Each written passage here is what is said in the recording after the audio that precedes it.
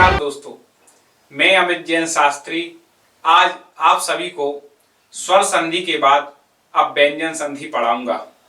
कल हमने स्वर संधि पढ़ी, उसके 5 भेद पढ़े। आज हम सभी व्यंजन संधि पढ़ते हैं। सभी लोग अपनी रजिस्टर कॉपी निकाल लें और व्यंजन संधि पढ़ने से पहले जो वर्णमाला आपको पढ़ाई थी, हमने बताया था कि वर्णमाला जो पढ़ाई जा रही है बोर्ड पे लिखा है उसको नोट करना है, तो उसको सामने जरूर रख लें। जो व्यंजन हमने आपको कचट तप आदि लिखाए थे उनको आप सामने रख लें, तभी व्यंजन संधि समझ में आएगी। जिन्होंने अभी तक वर्णमाला नहीं समझी तो हमारे इसके पहले वर्णमाला का वीडियो उस पर डला है, वर्णमाला के नाम से आप उस वीडियो को देख लें और पहले वर्णमाला याद कर लें, तभी आपको व्यंजन संधि समझ में आएगी। चलिए हम व्यंजन संधि पढ़ते हैं। देखिए व्यंजन संधि में क्या होता है, व्यंजन प्लस व्यंजन या स्वर का मेल होता है। मतलब प्लस के इस तरफ व्यंजन होगा, कोई व्यंजन मतलब होता है कचट तप। व्यंजन हमने पढ़े थे कचट तप मतलब कवर्ग, चावर्ग, टावर्ग, पावर्ग। आप वर्णमाला पढ़ लें, उसमें लिखा है। तो ये क्या कहलाते, व्यंजन, कचट तप आदि। उसके बाद व्यंजन या स्वर का जब मेल हो, या व्यंजन होगा या स्वर होगा, तो यहाँ पर व्यंजन संधि बनेगी। अब हम देखें उदाहरण से कैसे यहाँ पे बता रहे हैं। तो उदाहरण है बाग प्लस ईस। यहाँ देखें बाग प्लस ईस। अब प्लस के इस तरफ का में हलंत लगा, मतलब इसका स्वर निकल गया। तो का क्या है, व्यंजन है। जिस भी शब्द में ऐसा हलंत लगा है समझ लेना वो शब्द व्यंजन है। और यदि कहीं पर ऐसे दिया रहता है विग्रह, कहीं पर भी दिया हो विग्रह प्लस के इस तरफ हलंत लगा है और पूछा कि कौन सी संधि है, तो आप व्यंजन संधि इसमें बता देंगे। अब देखें बाग प्लस ईस, तो इसका बना है बागीस। अब एक नियम होता है कि का गा हो जाता है, तीसरा वर्ण हो जाता है। आगे अपन नियम पढ़ेंगे। तो बाग प्लस ईस में जो का है, इसमें गा हो गया, का हो गया गा, और ई की मात्रा इसमें मिला दी बड़े ई की, तो इस प्रकार से यहाँ पर बन जाता है बागीस। व्यंजन संधि के उदाहरण पढ़ रहे हैं। दूसरा देखें सत धन गुण।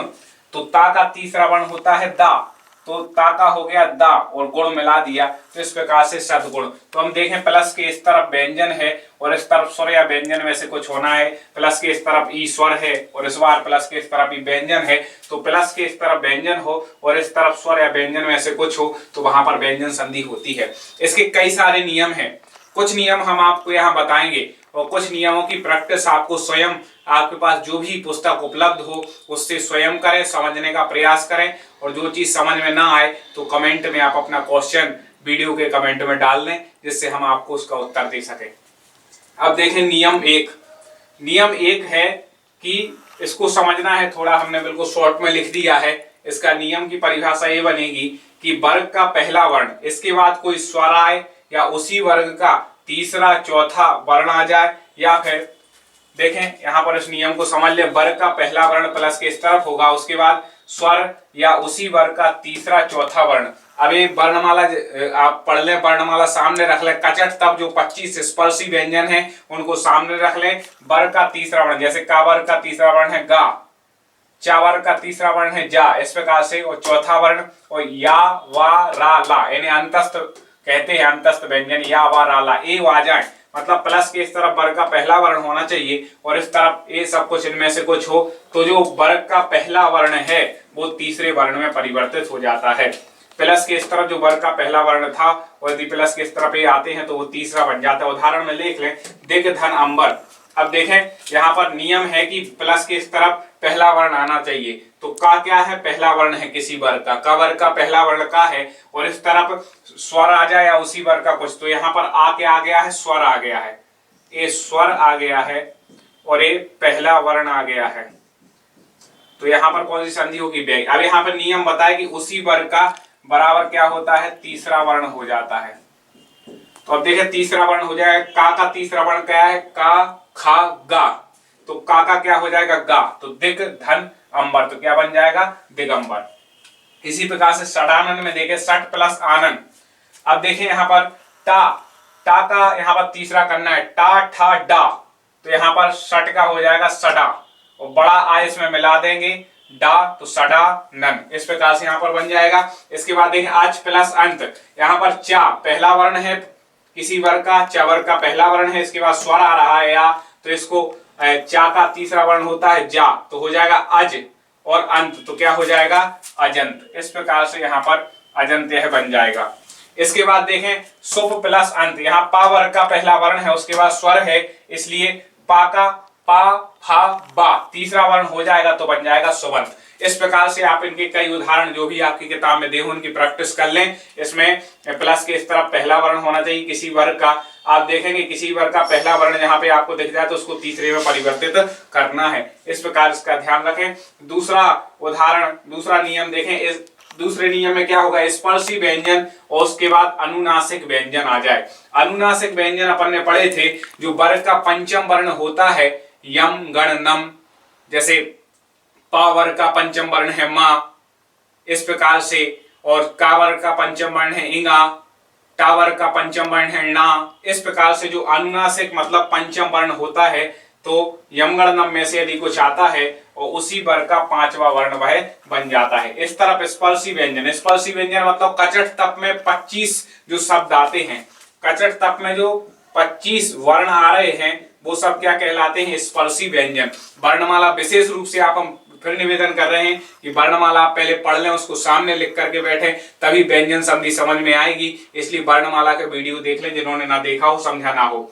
तो 25 जो वर्ण होते हैं कचट तप में, का खा गा गाय चा छा जा झा यहाँ इत्यादि जो 25 वर्ण होते हैं। उसके बाद कोई अनुनासिक, अनुनासिक हमने बताया था वर्ग का पंचम वर्ण होता है, तो उसी वर्ग का पांचवा वर्ण हो जाता है। उदाहरण में देखें वाक धनमय, अब का वर्ग का पंचम वर्ण है इंगा, का वर्ग का क्या है पंचम वर्ण है इंगा, पांचवा वर्ण होना है क्योंकि इस तरफ क्या है वर्ग का पहला वर्ण है स्पर्शी व्यंजन में से का है, 25 स्पर्शी व्यंजन है कचट तप में जो आते हैं, तो यहाँ पे का है और यहाँ पे माँ है, क्योंकि यहाँ पे बताया गया कि अनुनासिक वर्ण होना चाहिए। माँ कैसा है, अनुनासिक है, पंचम वर्ण अनुनासिक होता है, पा वर्ण का वो है, तो बाक धनमय तो क्या बन जाएगा वांगमय।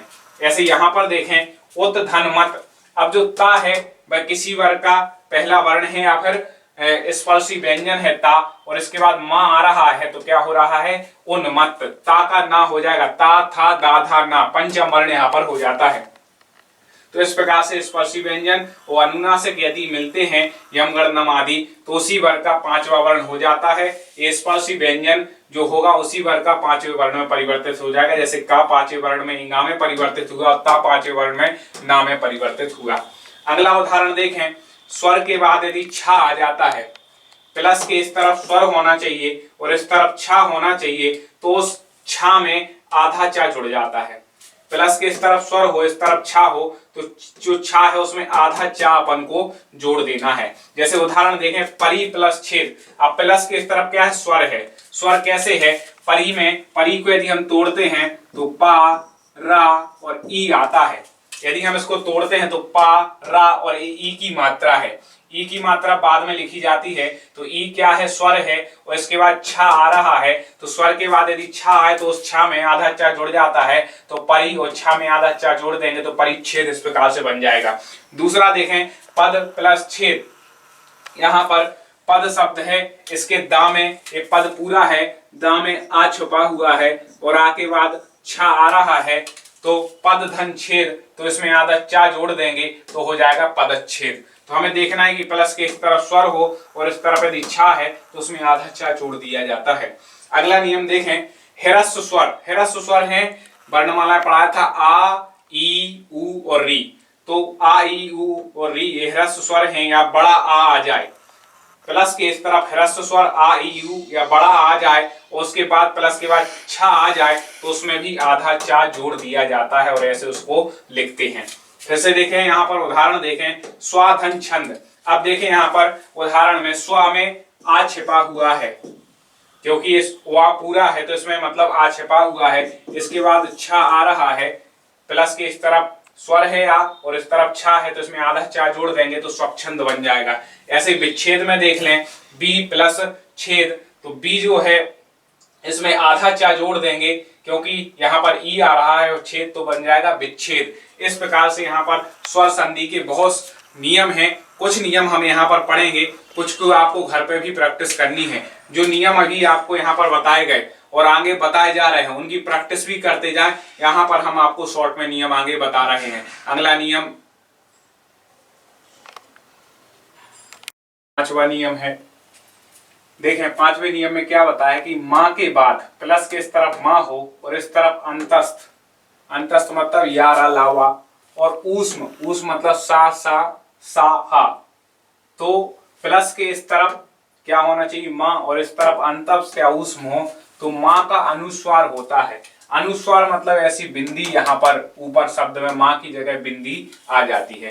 देखें जैसे यहाँ पर दिया है सम प्लस सार, अब यहाँ पर सम प्लस सार दिया है और नियम क्या है, प्लस के इस तरफ माँ होना चाहिए, तो यहाँ पर प्लस के इस तरफ माँ है, और इस तरफ अंतस्थ या ऊष्म होना चाहिए, तो सा क्या है, ऊष्म व्यंजन है। तो माँ के इस तरफ प्लस के इस तरफ माँ रहा है, इस तरफ ऊष्म आ रहा है, तो इसको अनुस्वार, अनुस्वार मतलब अपन को ऐसी बिंदी लगानी है, तो क्या हो जाएगा, संसार।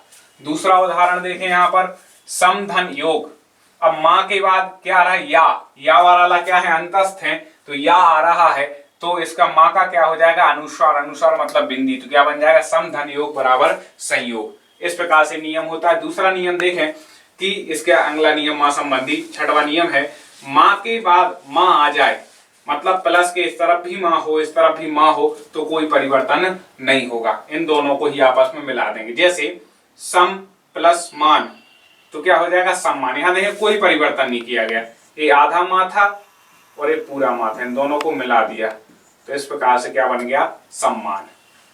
समधनमति, अब यहाँ पर भी कोई परिवर्तन, क्योंकि माँ के बाद प्लस के इस तरफ भी माँ इस तरफ भी माँ, तो कोई परिवर्तन उसमें नहीं करना है, तो बन जाएगा सम्मति। इस प्रकार से अगला नियम देखें, आ या आ से भिन्न स्वर, आ या आ के अलावा और जो कोई स्वर है, ई है, ऊ है, री है, ए आई ओ औ, कोई भी मतलब स्वर होते हैं, आ या आ से जो भिन्न अन्य स्वर हैं, उसके बाद सा आ जाए। कौन सा सा, ये अपन ने पढ़ा था वर्णमाला में, ये कौन सा सा कहलाता है, दंत सकार कहलाता है। तो कौन सा सा आना चाहिए, ये दंत सकार वाला आना चाहिए। तो इस प्रकार से आ या आ के बाद कोई भिन्न स्वर आ जाए और प्लस उसके प्लस के इस तरफ सा हो, तो इस सा में जो षटकोण वाला सा है, या जिसको अपन नाम से भी बोल सकते हैं कि तालव्य सकार है, उसमें परिवर्तन हो जाता है। देखें बी धन सम, अब यहाँ पर बताए कि आ से भिन्न स्वर, तो यहाँ पे बी मतलब बा और ई, इसको तोड़ते हैं तो ई क्या है, इससे भिन्न स्वर है और प्लस के इस तरफ सा आना चाहिए दंत सकार वाला, तो प्लस के इस तरफ सा भी है, तो इसको सा को किसमें परिवर्तन करना है, हमें उस सा में परिवर्तन करना है, तो यहाँ पर क्या हो जाएगा, विषम।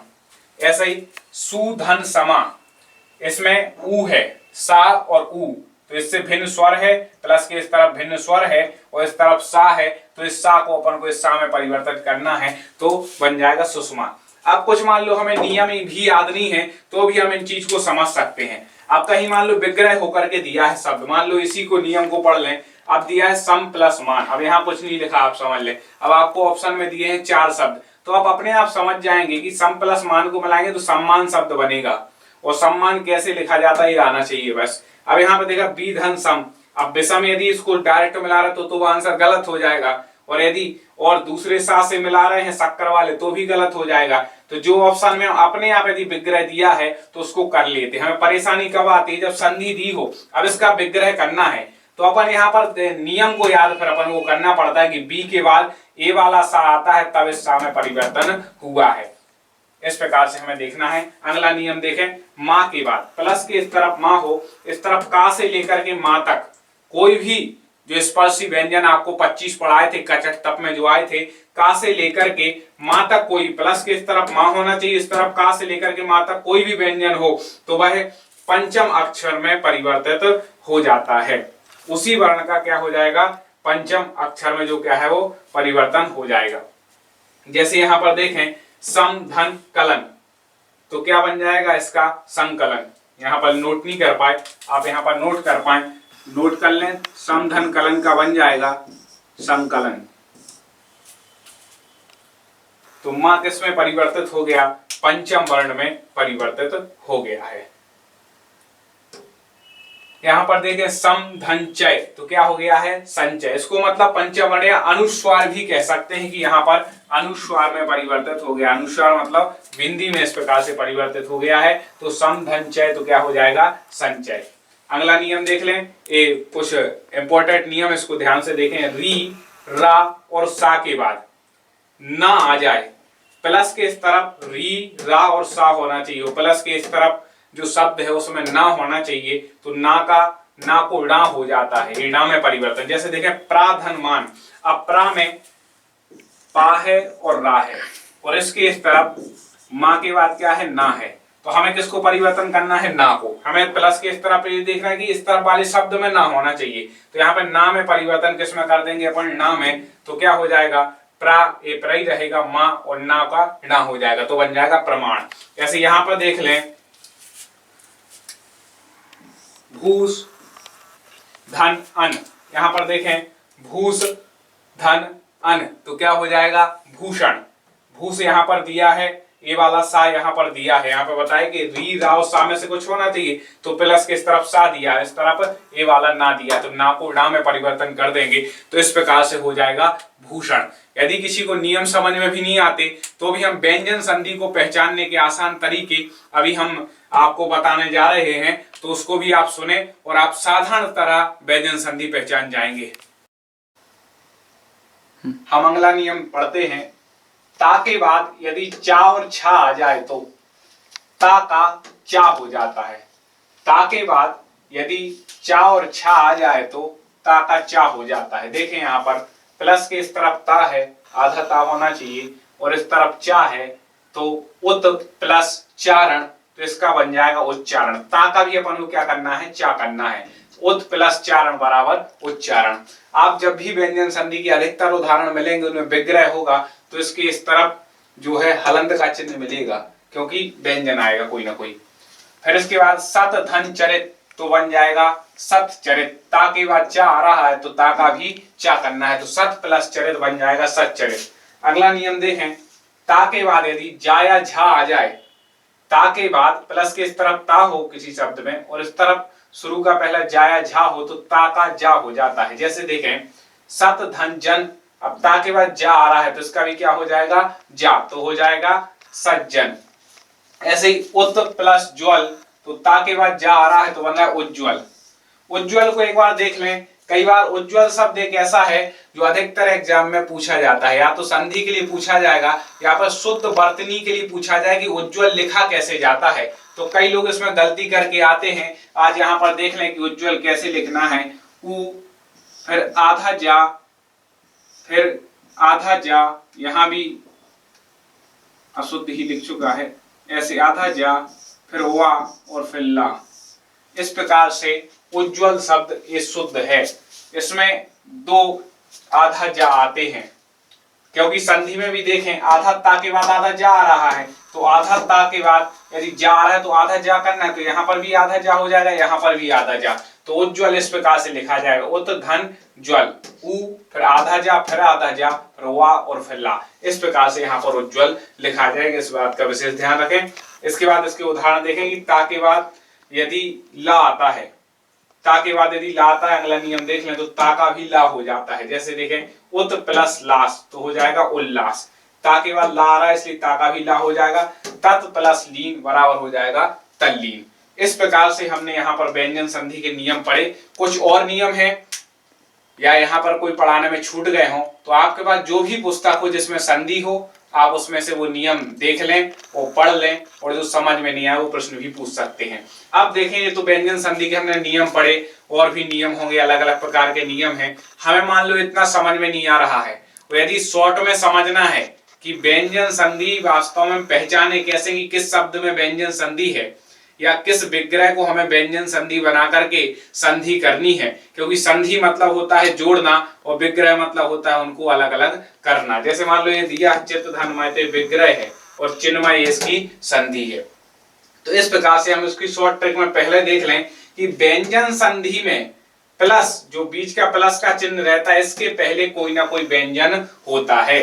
यदि आपको व्यंजन संधि की पहचान करनी है तो प्लस के जो पहले वाला वर्ण होगा, जैसे यहाँ देखें प्लस के पहले ता व्यंजन है, यहाँ देखें प्लस के पहले ता व्यंजन है, यहाँ प्लस के पहले ता व्यंजन है, ता बहुत जगह आता है, तो यहाँ पर प्लस के पहले जो आ रहे हैं वो सब क्या है, व्यंजन, क्योंकि इसमें हलंत लगा हुआ है। तो प्लस के पहले का शब्द जहां पर व्यंजन होता है वहां पर व्यंजन संधि होगी। विग्रह में आप इस प्रकार से पहचान सकते हैं, जा भी हो सकता है, का भी, जो भी हलंत शब्द होगा वो यहाँ पर वो माना जाएगा। इसमें यदि प्लस के पहले विसर्ग आ रहा है मान लो, तो अपन पहचान जाएंगे विसर्ग संधि है, और प्लस के पहले यदि स्वर आ रहा है तो समझ जाएंगे स्वर संधि है। हम तीनों संधियों की पहचान उसके विग्रह से कर सकते हैं। इतना देखना है कि प्लस के पहले ज्यादातर उदाहरणों में व्यंजनों में यहाँ पर क्या सब में व्यंजन आता है, और स्वर संधि में प्लस के इस तरफ भी स्वर और इस तरफ भी स्वर, और विसर्ग संधि में प्लस के इस तरफ विसर्ग और इस तरफ स्वर या व्यंजन। इस प्रकार से हम इनको समझ सकते हैं। तो व्यंजन संधि प्लस के इस तरफ ज्यादातर उदाहरणों में क्या आएगा, यहाँ पर व्यंजन ही आएगा, और इस तरफ स्वर या व्यंजन कुछ भी हो सकते हैं। जैसे यहाँ पर उदाहरण देख लें, चित धनमय, तो ता का यहाँ पर ना हो जाएगा तो हो जाएगा चिन्मय, और उत धन आर तो उद्धार। इसको समझ लें, उत प्लस धार। यदि ता के बाद यदि हा आ जाता है तो ता का धा हो जाता है और हा का दा हो जाता है, ये वाला नियम इसमें लगेगा। ता के बाद यदि हा आता है तो ता का दा और हा का धा हो जाता है, उत प्लस हार का बन जाएगा उद्धार। आप और भी जो कॉपी आप लिए हैं उसमें ये सब कुछ नोट कर लें, और जो किताब आपके पास हो उसके उदाहरणों से प्रैक्टिस करते जाएं। अब कहीं मान लो संधि दी, हमें इसमें पहचाननी है, शब्द दिया है कि कौन सी संधि है, तुम कैसे पहचाने इसमें व्यंजन संधि। अनुच्छेद दिया तो अब देखें आप इसमें स्वर संधि तो आपको कहीं से समझ में नहीं आएगी। स्वर संधि की जो हमने शॉर्ट ट्रिक बताई थी वो इसमें कहीं पर सेट नहीं हो रही, क्योंकि छा बीच में आ रहा है, चा आ रहा है, तो स्वर संधि की इसमें नहीं हो रही। अब देखें अनु, अनु यहाँ से कट रहा है तो अनु यहाँ पर विसर्ग भी नहीं आ रहा है क्योंकि ऊ की मात्रा आ रही है। तो अनुच्छेद में फिर अपन पहचान सकते हैं कि इसमें व्यंजन संधि है। अनु प्लस छेद आ जाएगा तो ऊ के बाद कोई स्वर के बाद यदि हमने बढ़ाया था कि छा आ जाए तो उसके पहले चा जुड़ जाता है। यहाँ प्लस के इस तरफ स्वर भी आ सकता है, लेकिन जब छा हो तो प्लस के इस तरफ यदि कोई स्वर है, ऊ स्वर है, वो छा आ रहा है तो अनुच्छेद बन जाएगा। ऐसे ही संहार। अब इसमें आप याद करें, अभी आपको हमने नियम पढ़ाए हैं, तो एक नियम पढ़ाया था कि मां को अनुस्वार हो जाता है, तो यहाँ पर सम प्लस हार से क्या बन जाएगा, संहार। यहाँ पर विषाद। अब देखें बीच में अपन को देखना है, कभी भी संधि विक्षिप्त करना है तो हम बीच के शब्द की ओर जाते हैं। तो यहाँ पर ये वाला सा दिया। अब नियम याद करें कि एक जगह हमने पढ़ा था कि यदि दंत सकार हो तो इसको षटकोण वाले सकार में अपन परिवर्तन कर देते हैं, तो क्या हो जाएगा, बी प्लस सात। यहाँ पर सा आएगा, कौन सा वाला, दंत वाला सा आएगा। इसको वैसा करेंगे तो यहाँ पर ये वाला सा इस सा में परिवर्तित हो जाएगा। अब अपन ने पढ़ा था एक नियम कि इसमें उद्योग दिया, तो अपन सीधा देख रहे हैं जिस शब्द में हलंत लगा है, जिस शब्द के किसी शब्द में हलंत लगा है तो मतलब व्यंजन संधि का उदाहरण। इसको यदि हमें विक्षेप करना है तो उद दिया है, अपन देख लें दा क्या है, ता था दा, ता वर्ग का तीसरा वर्ण है। मतलब हमने एक नियम पढ़ा था कि पहले का तीसरा हो जाता है पहले वर्ग का, तो उद प्लस योग क्या बन जाएगा, उद्योग। इसके बाद परिणाम, यहाँ देखें ऋणा दिया है, और अपने वो एक उदाहरण पढ़ा था कि री रा और सा के बाद यदि कोई ना आए तो उसको ऋणा हो जाता है, तो परिणाम में परि प्लस नाम बला परिणाम।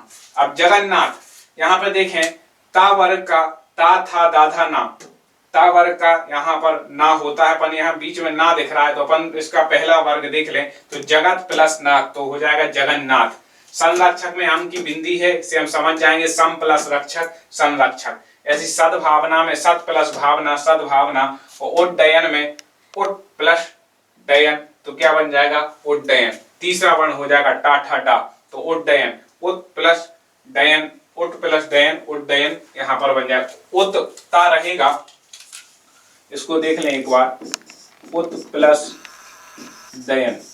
यदि ता के बाद डा आ जाता है तो ता को भी डा हो जाता है, तो इस प्रकार से उड्डयन बन जाएगा। तो हमें व्यंजन संधि में इतना ही याद रखना है, एक बात समझ लें कि जहां पर स्वर और विसर्ग नहीं है वो बाकी शब्द सभी व्यंजन संधि के हैं।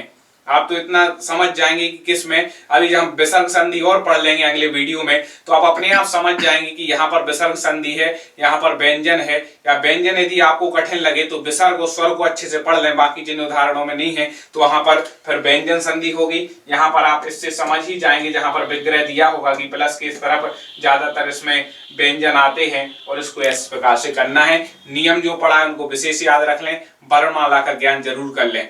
अगले के हम वीडियो में विसर्ग संधि पढ़ेंगे।